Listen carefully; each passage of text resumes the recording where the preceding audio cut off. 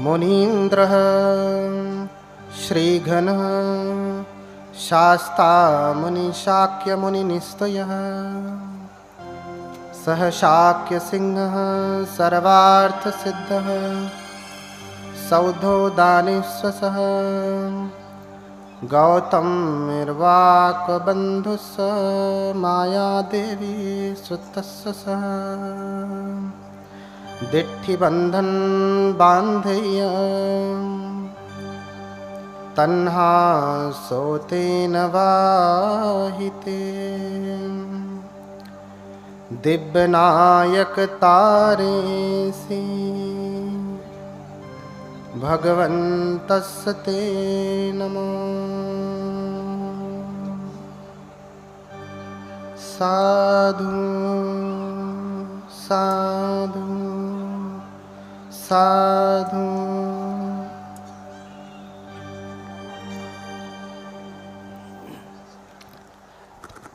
करुणा के महासागर लोक गुरु भगवान अरहत सम्यक संबुद्ध, इनके कमलवत चरणों की कोटि कोटि वंदना करता हूँ। तत्पश्चात धर्मराजा सम्राट अशोक एवं बोधिसत्व बाबा साहब डॉक्टर भीमराव अंबेडकर, इनके प्रति हार्दिक कृतज्ञता ज्ञापित करते हुए कोटि कोटि नमन करता हूँ। आज यहाँ आप सभी धर्म के प्रति श्रद्धावान उपासक उपासिकाएं बड़ी मेहनत से आप लोगों ने इस कथा का आयोजन किया। तमाम विघ्नों के बाद इस मऊ की धरती पर अंततः कथा लगी ही, जिसमें उपासिका उषा भारती जी जान से लगी रहीं और उनका हृदय से बाकी लोग भी सहयोग करते रहे। जैसे यहाँ पे बीच में गणमान्य उपासक वर्ग भी बैठे हैं,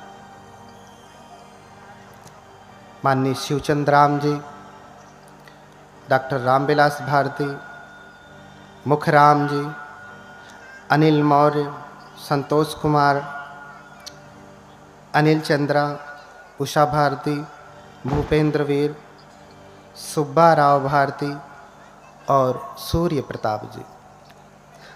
इतने ही नाम नहीं, ये जितने भी लोग दिख रहे हैं, बहुत सारे लोग इसमें आयोजक की टीम में रहे। और फिर भी जिनका नाम लिया हूँ, ये सारे विद्वान गण हैं, परम विद्वान हैं, महापंडित हैं, किंतु वो बड़े श्रद्धा भाव से स्वयं इस कथा में श्रोता बन के सुन रहे हैं। भगवत कृपा से विश्व के कई बौद्ध देशों में जाने का, रहने का, संस्कृति के अध्ययन का अवसर मिला और मिल रहा है। मैंने देखा है कि वहाँ के मंत्री, मुख्यमंत्री, राजा महाराजा, बड़े बड़े श्रेष्ठी, बड़े बड़े ज्ञानी जब भिक्षु आते हैं तो उनके सामने नतमस्तक होकर के उनसे निम्न आसन पर बैठते हैं, उनसे नीचे बैठते हैं। क्यों? क्योंकि वो अपने गुरु का आदर करते हैं, अपने गुरु का आदर करते हैं, सम्मान करते हैं। जैसे गांव में पहले परंपरा थी, तो खाट होती थी तो पिता के पास में खाट पर कोई नहीं बैठता था। कोई आवश्यकता पड़ गई तो लोग खाट के दाहिने नहीं बाएं बैठते थे। ऐसा इसलिए नहीं कि वो नीचे बैठे हैं तो निम्न हैं, ऊपर बैठे हैं तो उच्च हैं, ऐसा बिल्कुल नहीं। बस इतना ही है कि अपने गुरुओं के प्रति आदर है। बुद्ध धम्म संघ को जो हम नमन करते हैं, हमने कहा बुद्धं शरणं गच्छामि, धम्मं शरणं गच्छामि, संघं शरणं गच्छामि। तो जब हम संघ कहते हैं, जब हम उनकी शरण जाते हैं, बुद्ध धम्म तो आप समझ रहे हैं, लेकिन जब हम संघ की शरण जाते हैं, थोड़ा सा आवाज तेज कर दो, तो संघ कौन है? अगर देखा जाए तो मूल संघ भिक्षु संघ है, भिक्षुनी संघ है। द्वितीयक संघ उपासक संघ, उपासिका संघ। तो संघ की शरण जाने का तात्पर्य ही हुआ कि हम संघ का आदर करते हैं, संघ का सम्मान करते हैं। और ये सम्मान, ये गौरव बुद्ध के प्रति, धम्म के प्रति भारत में भी बढ़ रहा है। ऐसा देख करके बड़ा ही आनंद होता है। कभी कभी लोगों के मन में प्रश्न होता है कि वो तो ऊंचे बैठे, हम लोग नीचे बैठे। यहाँ बहुत सारे जैसे उपासक गण हैं, डॉक्टर रामविलास भारती राष्ट्रपति पुरस्कार से पुरस्कृत हैं, लेकिन जब शील की याचना करनी हुई तो वो अपने पैरों को मोड़ करके नीचे आपके साथ बैठ करके शील की याचना किए हैं, धम्म की महिमा को, गरिमा को समझते हुए। मैं तो राष्ट्रपति से नहीं सम्मानित हूँ, राष्ट्रपति पुरस्कार से, लेकिन ये गौरव है धम्म के प्रति, संघ के प्रति, बुद्ध के प्रति। आज आप सभी लोग कथा सुनेंगे, बहुत सारे ऐसे शब्द मिलेंगे जो आपको पचेंगे नहीं, खाते ही उसमें उबाल आने लगेगा, जी मचलाने लगेगा सुनते ही। लेकिन ये 3 दिन का प्रोग्राम है। पहले दिन जी मचलाएगा, दूसरे दिन थोड़ा ठीक होगा, चौथे दिन रोग से मुक्ति हो जाएगी। शब्दों को लेकर के घबराने की आवश्यकता नहीं है। 3 दिन अगर आपने ठीक से सुना तो आपको अधिकतम शब्दों के उत्तर मिल जाने हैं। इसलिए शब्द को लेकर के आप परेशान न होइए। कभी देवता, कभी देवलोक, अन्य अन्य चीजें आपको सुनने को मिलेंगी। क्योंकि ये जो कथा होगी ये मूल त्रिपिटक से होगी। त्रिपिटक क्या है? ये हम लोगों का बौद्ध ग्रंथ है, बौद्धों का धर्म ग्रंथ है। और ये मूल त्रिपिटक जो पूरे विश्व में मान्य है, वो 6वीं संगीति का, 6वें संगायन का, वो संगायन जिसमें स्वयं बाबा साहब रहे हैं, डॉक्टर भीमराव अंबेडकर रहे हैं, जिस संगीति में, जिनकी देखरेख में, जिनके अनुमोदन से 6वीं संगीति संपन्न हुई है। इसलिए जो प्रमाण होंगे, जो शब्द होंगे, उन्हीं त्रिपिटक से हैं। अगर उसमें अशुद्धि होगी, गड़बड़ी होगी आपको समझने में, तो थोड़ा रुकिएगा, क्योंकि मैं जो कहूँगा वो बाबा साहब द्वारा अनुमोदित त्रिपिटक से ही कहूँगा, तो उसका अर्थ होगा, उसे आप समझिएगा। कभी कभी आपको लगेगा ये तो मिलावट है, किसी अन्य धर्म जैसा है। फिर से वही कहता हूँ कि ये बाबा साहब द्वारा 6वीं संगीति से अनुमोदित त्रिपिटक के अनुसार है। तो एक बार सभी लोग बोले भगवान बुद्ध की, बोलिए भगवान बुद्ध की, भगवान बुद्ध की। थोड़ा जगह ले सकते हैं, गर्मी हो रही है तो उधर पीछे तक जगह खाली है ना, थोड़ा सड़क के बैठेंगे तो कम गर्मी लगेगी। देखिए, इसीलिए हमने भी पंखा बंद करवा दिया, ताकि आपको ऐसा न लगे कि हम तो पंखा की हवा ले रहे हैं और आप गर्मी में बैठे। तो हम भी आपके जैसे पालथी मार के ही बैठे हैं, बस ऊंचा है। तो जितनी पीड़ा आपको होगी बैठने में, उतनी मुझे भी है। जितनी गर्मी आपको लगेगी उतनी मुझे भी लगेगी। इसलिए धैर्य पूर्वक सुने, क्योंकि हम ऐसे भगवान की कथा सुनाने जा रहे हैं। कथा तो बहुत सुनते हैं आप। कथा सुनने के बाद मन में प्रश्न आता है, या कभी कोई आपसे पूछता है कि अरे आप तो कथा सुन करके आई हैं, आपके भगवान तो ऐसा कर लेते हैं, वैसा कर लेते हैं, कभी हवा में उड़ जाते हैं, कभी ये लीला कर लेते हैं, तो आप लोग क्यों नहीं करते? हमें भी तो करना चाहिए ना। हम कक्षा में जा रहे हैं, कक्षा में जा रहे हैं और गुरु हमें पढ़ा रहा है, क्या पढ़ा रहा है कि पानी कैसे बनता है, और फिर कहे गुरु शिक्षक कि चलो तुम भी H2O को मिला के पानी बनाओ, पूरा विधि बताया, तो आप बनाएंगे कि नहीं? बनाएंगे और बनेगा भी। और आप ये कह दें कि अरे वो तो वैज्ञानिक थे, उन्होंने बना दिया, हम कैसे बनाएंगे? तो फिर आपकी पढ़ाई का कोई अर्थ है? कोई अर्थ नहीं। ऐसे ही कथा आप सुनते हैं और सुनने के बाद कहा जाए तुम भी उस भगवान जैसे बनो, तो क्या उत्तर देते हैं? अरे वो तो भगवान है, वो तो सब कर सकते हैं, हम कैसे करें, हम तो इंसान हैं ना। तो फिर जब भाई भगवान है, उनका जीवन, उनका प्रसंग तुम्हारे लिए सार्थक नहीं, ये कक्षा तुम्हारे लिए सार्थक नहीं, तो सुनने का कोई अर्थ है नहीं। इसीलिए हम सभी लोग आज इकट्ठा हुए हैं कि जो कथा सुनेंगे, कैसे कोई एक व्यक्ति बुद्ध हो जाता है, जिनकी तस्वीर लगी है, इधर पीछे भी लगे हैं, कैसे कोई एक व्यक्ति मां के गर्भ से ही जन्म लेकर के बुद्ध हो जाता है, और हम सभी मां के गर्भ से आकर के ठीक से मनुष्य भी नहीं हो पाते हैं, सारा जीवन पशु का जीवन रह जाता है। क्या कारण है? क्या कारण है? तो आपको ये चरित्र सुनना पड़ेगा। अगर आप ठीक से सुनेंगे तो आपके जीवन में भी परम भगवत्ता जगेगी, आप भी भगवान हो सकते हैं। भगवान कौन? हाँ, भगवान कौन? अक्सर प्रश्न होता है कि भगवान किसे कहते हैं। बौद्ध धर्म में भगवान नहीं होते, अन्य लोगों को भगवान कहा जाता है। शब्दों को लेकर के लोग लड़ाई करते हैं, भगवाधारी भगवाधारी कहते हैं। आप शब्द भी देखें, भगवा, क्या भगवा शब्द संस्कृत में है? क्या भगवा शब्द हिंदी में है? क्या भगवा शब्द अंग्रेजी में है? उर्दू में है, अरबी में है, फारसी में है, इटाली में है, किसी में है? नहीं। किस में है?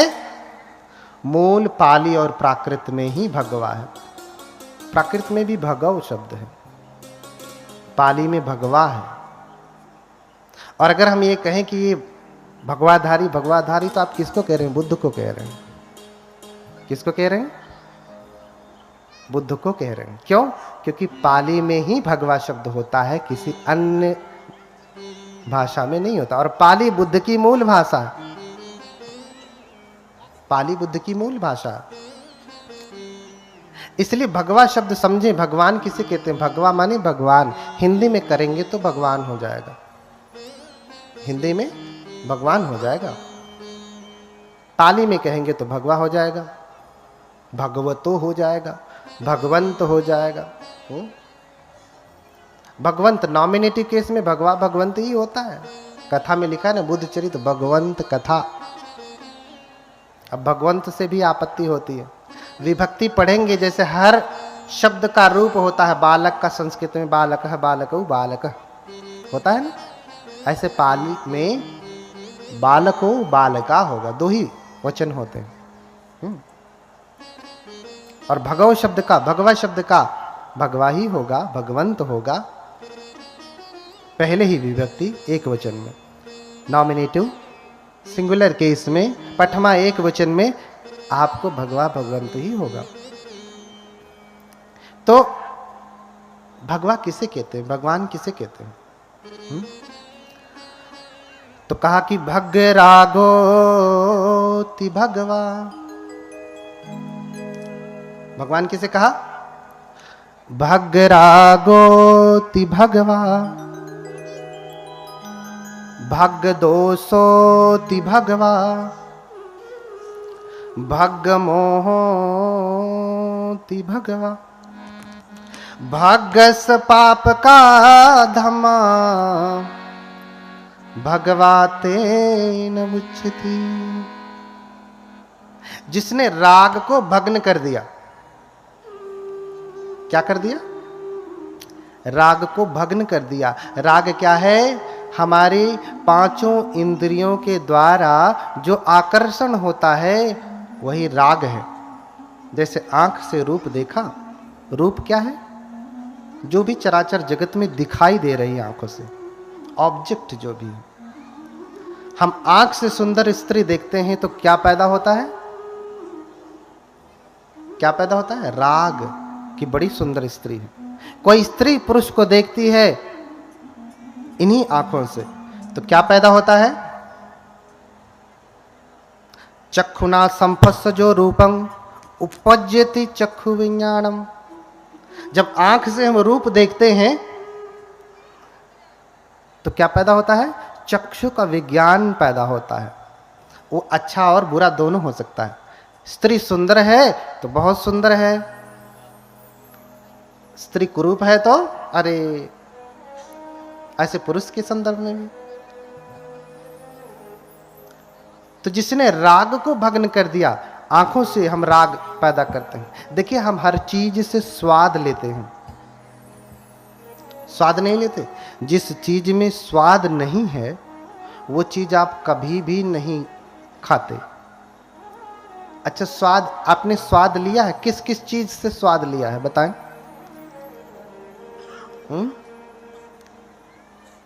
किस किस से? सलायतन फसजो रसंग वे विमर्तति। जब हमारे क्षह आयतन उनके आलंबनों के साथ टकराते हैं तो व्यक्ति स्वाद लेता है। स्वाद, आज तक आप एक ही स्वाद जानते हैं, एक ही प्रकार का आहार जानते हैं, लेकिन बुद्ध 4 आहार कहते हैं। कितने? कितने? 4 आहार कहते हैं। कौन कौन से? एक तो आहार आप जानते हैं, उसे कहते हैं कबलीकर आहार। कबलीकारो आहारो, कबलीकार आहार अर्थात जिसे आप कबल बना के चबा करके चपर चपर चपर करके खाते हैं, वो क्या है? कबलीकर आहार। फिर क्या है? मनोसंचेतना आहार है। फिर क्या है? स्पर्श आहार है। फिर क्या है? विज्ञान, जिसे हम हिंदी में कहेंगे विज्ञान, विज्ञान आहार। ये 4 प्रकार के आहार हैं और इन्हीं के द्वारा, इन आहारों को हम लेते कैसे हैं? इन्हीं 5 इंद्रियों के द्वारा लेते हैं। आंख, कान, नाक, जीभ, त्वचा और मन। एक 6वीं इंद्री जुड़ती है जिसके द्वारा हम सारे रसों का आनंद लेते हैं। अच्छा, जिस चीज में स्वाद नहीं उसे आप खाते हैं? खाना कौन सा खाया? भोजन कौन सा किया? जिसमें स्वाद है। एक दिन अगर स्वादिष्ट भोजन न मिला तो आपका पेट न भरेगा। भरता है? नहीं भरता। हर चीज में तो आप तो स्वाद बस इतना ही जानते हैं कि यही स्वाद है, लेकिन नहीं, आंखों से भी स्वाद है। आपने वस्त्र कौन सा पहना? जो आंखों को स्वादिष्ट, आंख के द्वारा स्पर्श हुआ तो जो विज्ञान पैदा हुआ, जो स्वादिष्ट लग रहा है, वही स्वादिष्ट वस्त्र आपने पहना? नहीं पहना। आपकी अलमारी में हजारों जोड़े कपड़े रहे होंगे, हाँ, ऐसे गए होते, हाथ डाले होते पीछे, निकाल लिया, एक पहन लिया। ऐसा किया क्या? देखा कि इन हजारों में भी कौन सबसे ज्यादा स्वादिष्ट है? वही कपड़ा पहना ना, वही वस्त्र पहना। ऐसे ही कान से व्यक्ति स्वाद लेता है, कान से स्वाद लेता है। बढ़िया गीत चले तो आदमी स्वाद लेता है, गाली देवे तो फिर स्वाद नहीं ले पाता है, सारा रस खत्म हो जाता है। ऐसे स्पर्श से स्वाद लेता है। स्पर्श का सबसे उच्चतम स्वाद स्त्री पुरुष का भोग है। उससे बड़ा राग क्या है? उससे बड़ा राग है कोई? नहीं, कोई राग नहीं। ऐसे ही कानों को शब्द सुन करके नासिका से गंध को ग्रहण करके इत्र कौन सा लगाया, परफ्यूम कौन सा लगाया? वही। कोई भी आया दुकान से और दे दिया, लो भैया ये ले जाओ, आपने ले लिया? नहीं, जिसमें आपको स्वाद आया, नहीं ये स्वादिष्ट लग रहा है नासिका के द्वारा, वही आपने लगाया। तो ऐसे ही छहों इंद्रियों से, 5 शारीरिक इंद्रिय हैं और एक मानसिक इंद्रिय, छहों इंद्रियों से जो स्वाद लेता है राग में फंसता है। इसलिए बुद्ध ने कहा, बुद्ध कौन है? भग रागोति भगवा, जिसने समस्त रागों को भग्न कर दिया। बुद्ध के भीतर कोई भी रस नहीं, रस लेने की कामना नहीं। आप उनको रूखा भोजन दे देंगे, रूखा भोजन कर लेंगे। वस्त्र तो कोई राजसी पहनते नहीं थे। हम लोगों के भीतर राग है, स्वाद है, बुद्ध के भीतर ऐसा नहीं था। बुद्ध तो पंचकूल पहनते थे। पंचकूल यानी पुराना फटा कपड़ा, उसको सिल करके चीवर बनाते थे और बुद्ध उसको पहनते थे। आंखों से कोई रूप देखा तो उसमें भी स्वाद नहीं, कान से कोई गीत नहीं सुनते, ऐसा जो आपके यहाँ गांव में जब खुशी होती है तो डीजे लग जाता है, ऐसा बुद्ध कोई गीत नहीं सुनते। बुद्ध धम्मपद का गायन सुनते हैं। इसलिए हमारे धर्म की जब संगीति हुई तो उसे कहा संगीति, साथ में गीति माने गायन करना, साथ में गायन करना। दूसरा शब्द दिया संगायन, साथ में गायन करना। आज कोई गा दिया तो कहते हैं भंते तो गीत वादित तो, अरे भैया तुम समझो, ऑर्केस्ट्रा वाले थोड़ी ना है। हाँ, क्या गाया? बुद्ध की स्तुति गाया, धम्म के गीत गाया। तो भग रागोति भगवा, जिसने राग को भग्न कर दिया। भग दोषोति भगवा, जिसने दोष को भग्न कर दिया। दोष कहेंगे हिंदी में तो द्वेष होगा। किसी भी प्रकार की ईर्ष्या, जलन, क्रोध, अहंकार, ये सब कुछ जिसने त्याग दिया। बुद्ध तो छोटे से छोटे जीव के प्रति कारुणिक है, इसलिए बुद्ध को महाकारुणिक कहा गया। बुद्ध के जैसा धरती पे करुणावान आज तक कोई नहीं हुआ। बुद्ध के जैसा, बुद्ध जिसके ऊपर करुणा करते हैं, मार करके भी लोग करुणा करते हैं, बुद्ध बिना मारे ही करुणा कर देते हैं। क्यों? क्योंकि बुद्ध परम सामर्थ्यवान है। अरे भैया, किसी को सुधारना है तो उसे बंदूक चला के मारना जरूरी है। इसलिए देश का संविधान बहुत विषम परिस्थिति में ही जाकर के फांसी की सजा देता है। क्यों? क्योंकि बाबा साहब उस भगवान बुद्ध की शिक्षा से प्रेरित हैं। जब कोई विकल्प ही नहीं बचता तब जाकर के मारने का विधान दिया गया संविधान में। बुद्ध परम कारुणिक हैं। अंगुलीमाल जैसे डाकू को जिसने हजारों की हत्या की, 1999 की हत्या की। कितने की? 1999। 999 नहीं, 1000 तो मार के ही आया। गुरु से बोला कि मार दिया 1000 को। आपकी गुरु दक्षिणा पूरी हुई। बोले क्या सबूत है तूने मारा? सबूत तो कुछ नहीं। तो अब से जब मारता है तो उंगली काट करके पहन लेता। तो 999 दोबारा पूरा किया। 1000वें नंबर पे भगवान बुद्ध थे। तो 1999 की हत्या करने वाला कोई आज के समय में कोई ऐसा एक व्यक्ति का नाम बताइए, कोई है? या तब के समय में ही, बुद्ध के समय में किसी ऐतिहासिक व्यक्ति का नाम बताइए जिसने किया हो? नहीं। एक अकेले व्यक्ति ने इतने की हत्या नहीं की होगी। यहां तक कि बड़े बड़े राजा महाराजा भी अधिकतम मारे होंगे तो 100, 200, 500 मारे होंगे, इससे अधिक नहीं। लेकिन इसने 1999 की हत्या की। बुद्ध भी चाहते तो मार देते। राजा बिंबिसार, प्रसेनजीत आदेश देते मरवा दो। लेकिन बुद्ध किसी को मारते नहीं, क्योंकि बुद्ध के भीतर किसी के लिए द्वेष नहीं है। बुद्ध तो करुणा करते हैं। हर व्यक्ति को सुधरने का अधिकार है। हर बीज जम सकता है अगर आप उसे उचित भूमि, उचित जलवायु देंगे तो इसीलिए कहा कि तद्धर्म सर्वदेहिनाम। वो बुद्धत्व का बीज, वो ज्ञान का बीज समस्त देहधारियों में है, कोई भी प्राणी हत्या के योग्य नहीं है। इसलिए बुद्ध कहते हैं कि किसी को मारे नहीं, मैत्री करें।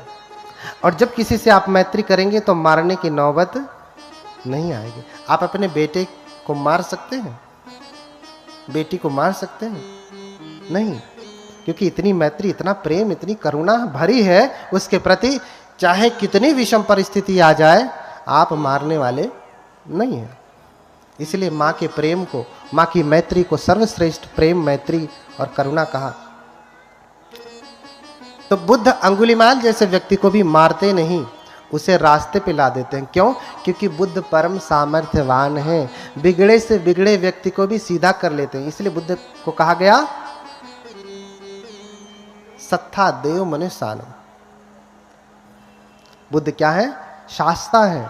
हम वंदना में करते हैं हर दिन, सत्था देव मनुष्यानंग बुद्धो भगवाती, कहते हैं ना। भगवान बुद्ध मनुष्यों और देवताओं के भी गुरु हैं। आप रोज पाली में वंदना करेंगे, सत्था देव मनुष्यानंग बुद्धो भगवाती।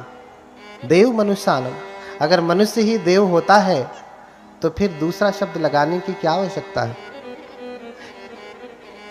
मनुष्य ही देव होता है तो दूसरा शब्द लगाने की क्या आवश्यकता? सत्था मनुष्यानंग बुद्धो भगवाती, देव मनुष्यानम क्यों कहा?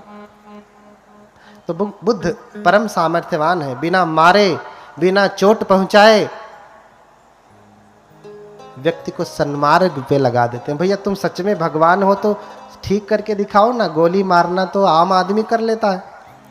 इसलिए भग दोषोति भगवा, भगवान समस्त दोषों से विरहित है। और भग मोहोति भगवा, भगवान के भीतर कोई मोह नहीं, कोई अज्ञानता नहीं, कोई मूढ़ बुद्धि नहीं। इसलिए जब उन्हें शरीर त्यागना था तो अज्ञान में शरीर नहीं त्यागे, अपितु घोषणा कर दी, आज से 3 महीने बाद, जगह भी बता दिया, समय भी बता दिया, आज से 3 महीने बाद कुशिनारा में 2 साल वृक्षों के नीचे अंतिम पहर, तीसरे पहर में मैं अपने शरीर को त्याग दूंगा।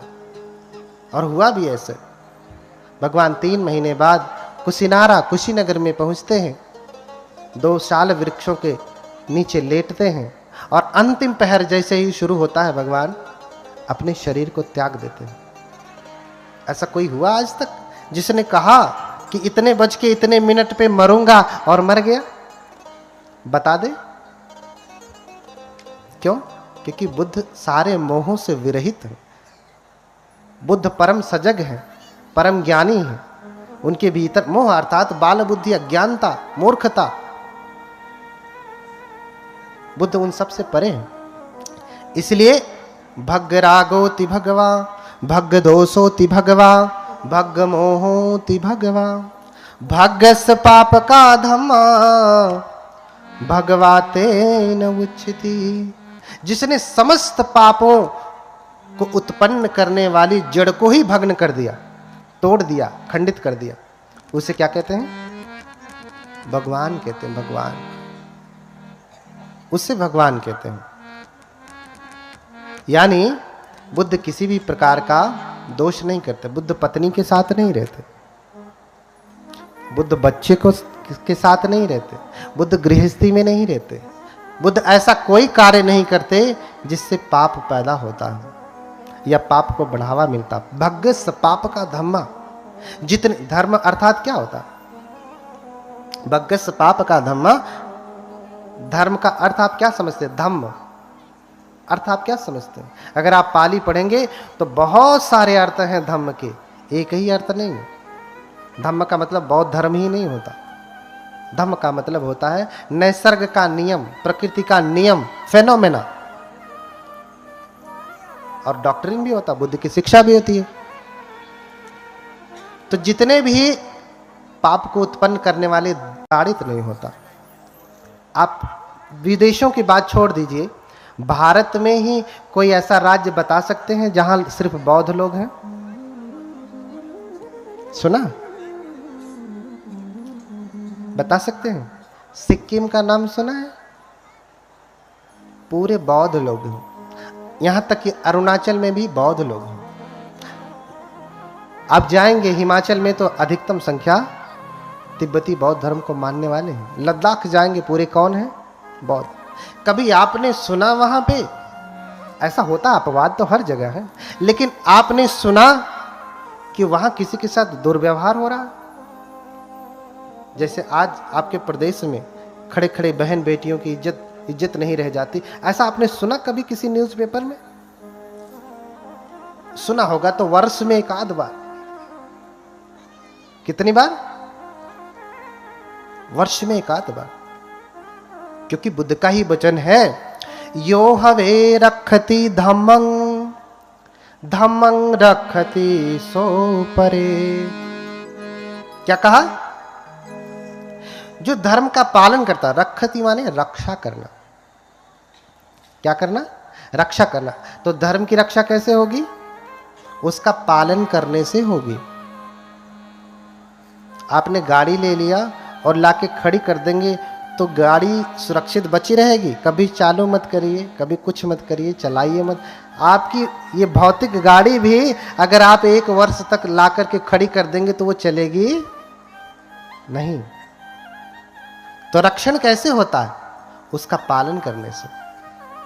तो यो हवे रखति धम्मं धम्मं रखति सो परे। जो धर्म की रक्षा करता है, धर्म भी उसकी रक्षा करता है। इसका ज्वलंत उदाहरण आप अपने देश में ही देख सकते हैं। बाकी बौद्ध देशों में जाने की तो जरूरत ही नहीं है। बौद्ध देशों में जाने की जरूरत नहीं है।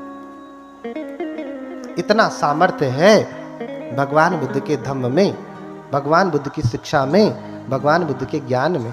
आज उसी की कथा सुनेंगे कि कैसे जन्म हुआ, कैसे ज्ञान प्राप्त किया और क्या क्या उपदेश दिए। और ध्यान से सुनना कि कैसे कोई व्यक्ति बुद्ध हो सकता है। आज आप अपने बेटे को क्या बनाना चाहते हैं? बेटी को क्या बनाना चाहते हैं? IAS, PCS, डॉक्टर, इंजीनियर, सब कुछ बनाना चाहते हैं। लेकिन एक अच्छा इंसान बनाना चाहते हैं? वो डॉक्टर इंजीनियर तो हो गया, लेकिन इंसान बना? मम्मी पापा की ही बात नहीं मानता। क्यों? क्योंकि उसने धम्म को जाना नहीं। वो जानेगा कैसे? आपके माध्यम से जानेगा। जब आप उस धम्म का अभ्यास करेंगे तो वो भी करेगा ही। वो परंपरा से ही आता है, परंपरा से ही आता है। हर कोई डॉक्टर, इंजीनियर, प्रोफेसर बनाना चाहता है, अपने कोई बेटे को बुद्ध नहीं बनाना चाहता। इतना आसान नहीं है, लेकिन कम से कम इच्छा तो होवे कि हम बुद्ध बनेंगे, अरहत बनेंगे। हाँ, बुद्ध से पहले की अवस्था है बोधिसत्व। वो जो तस्वीर लगी है ना, किसकी लगी है? किसकी लगी है? बोधिसत्व की। किसकी? बोधिसत्व की तस्वीर लगी है। बोधिसत्व होने वाले बुद्ध होते हैं। द बुद्धा टू बी, होने वाले बुद्ध। इसीलिए कहा बोधि का सत्व है। सत्व यानी प्राणी, होने वाले प्राणी हैं, होने वाले बुद्ध हैं। और उन्हीं को आप मानते हैं। लेकिन बोधिसत्व की चर्या कैसी है आपको समझना पड़ेगा। तो ये चर्या आपको बुद्ध कथा ही बताएगी। बहुत समय पहले की बात है, बहुत समय पहले की बात है। अमरावती नाम का एक नगर था, जो कि भारत पूरी तरीके से बदल गया। आज आप अमरावती कहेंगे तो उधर महाराष्ट्र में है, उधर ही कहीं अमरावती है, क्योंकि भारत की पूरी भौगोलिक दशा ही बदल गई। तो कप्पे सत सहस्रे च चतुरो च असंख्ये अमरम नाम नगरम दशनेयं मनोरमम्। कप्पे शत सहस्रे, देखिए आप ध्यान से समझें। कप्पे शत सहस्रे चतुरोच असंख्य। कल्प बहुत सारे होते हैं। कप्प यानी कल्प। एक कल्प होता है जिसे हम आयु कल्प कहते हैं, दूसरा कल्प होता है अनंतर कल्प, तीसरा कल्प होता है असंख्येय कल्प, और अंतिम जो कल्प होता है वो क्या होता है? महाकल्प। ये 4 कल्प होते हैं। अब कल्प किसे कहते हैं? कल्प किसे कहते हैं? कल्प समय को नापने का एक पैमाना है। जैसे हम समय को कैसे नापते हैं? 1 सेकंड, 2 सेकंड, 1 मिनट, 2 मिनट, 1 घंटे, 2 घंटे, 1 महीने, 2 महीने, हाँ 1 वर्ष, 2 वर्ष, ऐसे नापते हैं ना। लेकिन कुछ समय इतना लंबा होता है कि इसे महीने, 2 महीने, वर्षों में भी नापा नहीं जा सकता, इतना लंबा होता है। तो इसे नापने के लिए कल्प कहा, उसे नापने के लिए कल्प दिया। और कितना कल्प? कप्पे शत सहस्रे, 100,000 कल्प, चतुरोच असंख्ये, और 4 असंख्य कल्प, 100,000 आयु कल्प और 4 असंख्य कल्प। मैंने 4 प्रकार के कल्प बताए, उसमें तीसरे नंबर का कल्प है असंख्य कल्प। एथंतरे यं चरितं सभ्यते बोधिपाचनं। एक कल्प समझिए, आयु कल्प कितना होता है? आयु कल्प आप समझते हैं? 100 साल का होता है, 100 से अधिक होगा, उसे हम आयु कल्प कहते हैं। लेकिन बुद्ध जिस कल्प की बात कर रहे हैं, जिन कल्पों में होते हैं, वो कल्प बड़ा लंबा होता है। तो उदाहरण दिया कि पर्वत की चोटी को रेशम के कपड़े से प्रत्येक 100 वर्ष में एक बार पोंछा जाए। समझ पा रहे हैं? पर्वत की चोटी को रेशम के कपड़े से 100 वर्ष में एक बार पोंछा जाए, तो उस चोटी को समाप्त होने में जितना समय लगता है उसे एक कल्प कहते हैं। कितना समय लगेगा? पर्वत की चोटी को रेशम के कपड़े से 100 वर्ष में एक बार पोंछा जाए, तो चोटी को समाप्त होने में जो टॉप पोर्शन होता है, जितना समय लगता है उसे क्या कहते हैं? एक कल्प कहते हैं। अब इसे आप वर्षों में बता सकते हैं, कितने वर्ष में खत्म होगा? कितने हजार वर्ष में? नहीं।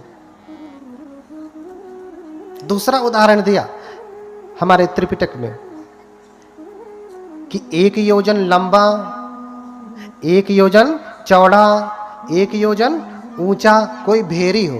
भेरी यानी बॉक्स समझिए आज के समय में।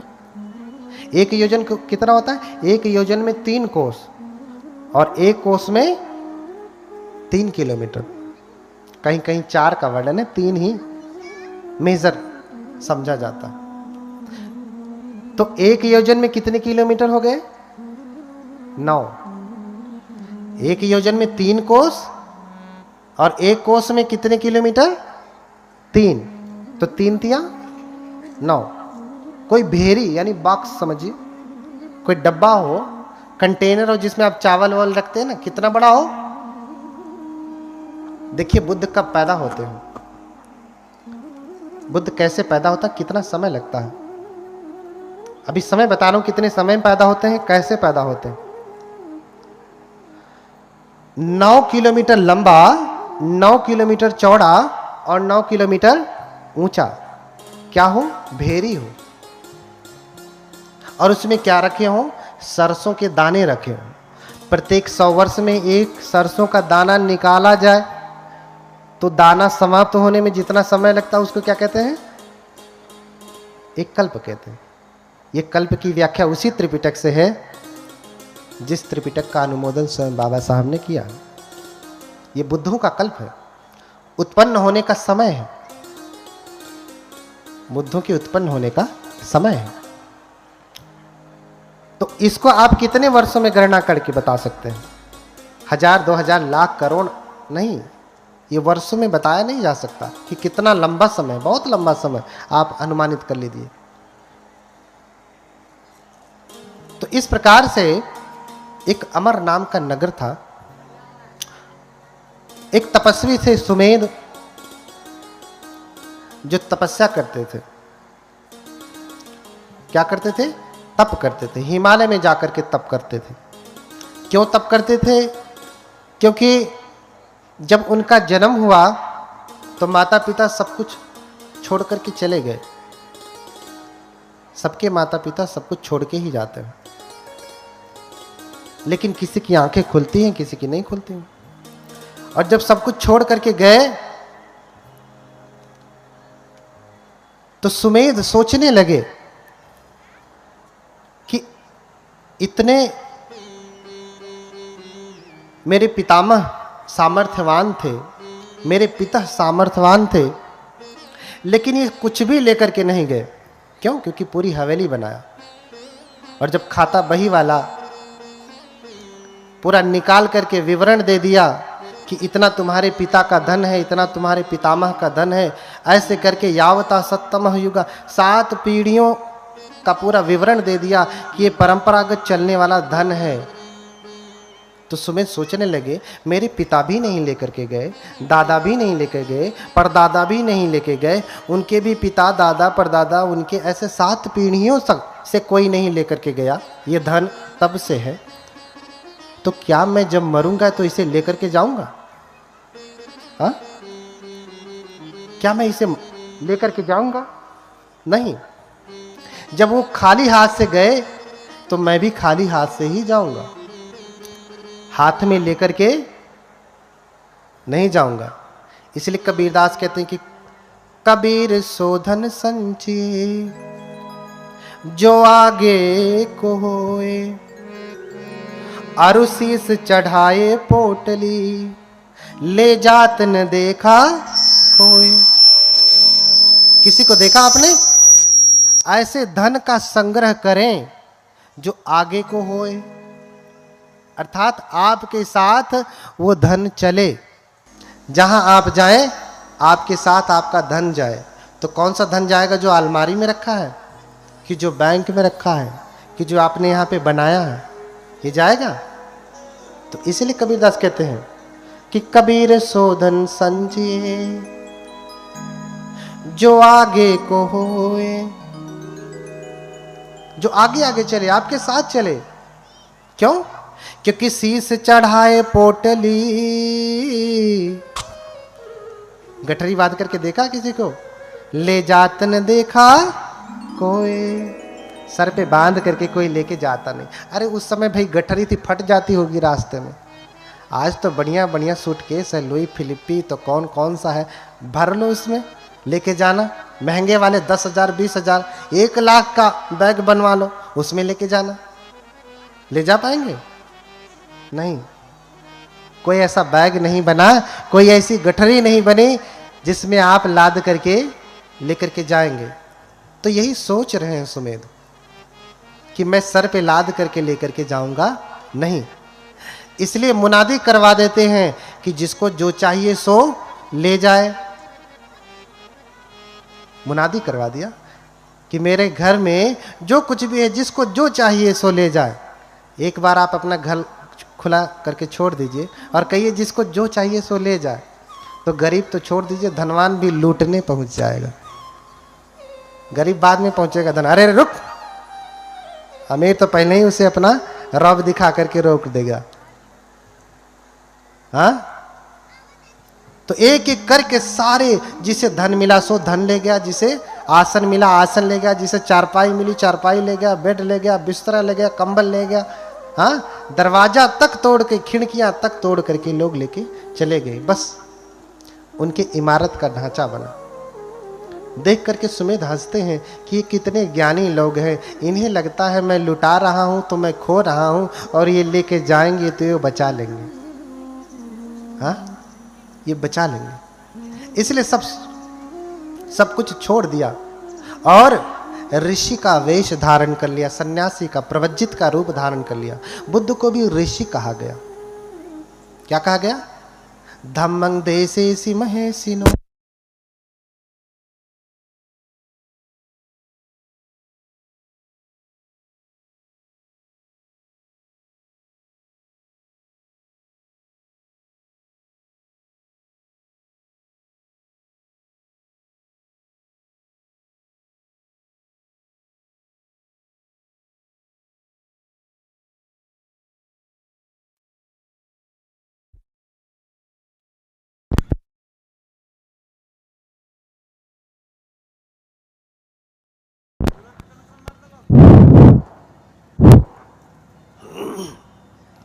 बोलिए भगवान बुद्ध की। भागिए मत, अभी तो शुरू हो रहा, अभी तो पृष्ठभूमि बन रही। बोलिए भगवान बुद्ध की। थोड़ा और जोर से बोलिए, नींद तो नहीं लग रही ना।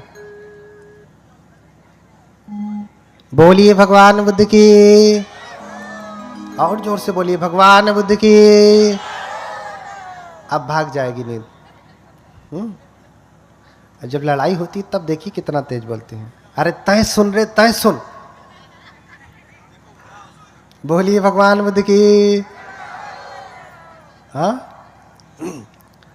बुद्ध नाम स्मरणम मुख शुद्धि में वच। अगर बुद्ध के नाम का स्मरण करते हैं ना तो मुख की शुद्धि होती है, मंजन ब्रश करने से नहीं। कैसे होती है? क्योंकि ये मुख कितनी गंदगी फैलाता है। जब भी बोलेगा क्या बोलेगा? झूठ बोलेगा, चुगली करेगा, बकवास करेगा, कटु वचन बोलेगा, निंदा करेगा, प्रशंसा करेगा। हाँ, तो इससे कितनी अशुद्धि फैलती है। लेकिन बुद्ध जब आप कह रहे हैं तो मुख आपका पावन हो रहा है, क्योंकि बुद्ध का अर्थ है ज्ञान, सम्यक ज्ञान। और जब आप ज्ञान को स्मरण करेंगे, याद करेंगे, तो सब कुछ ठीक होने लगेगा। फिर से बोलें भगवान बुद्ध की।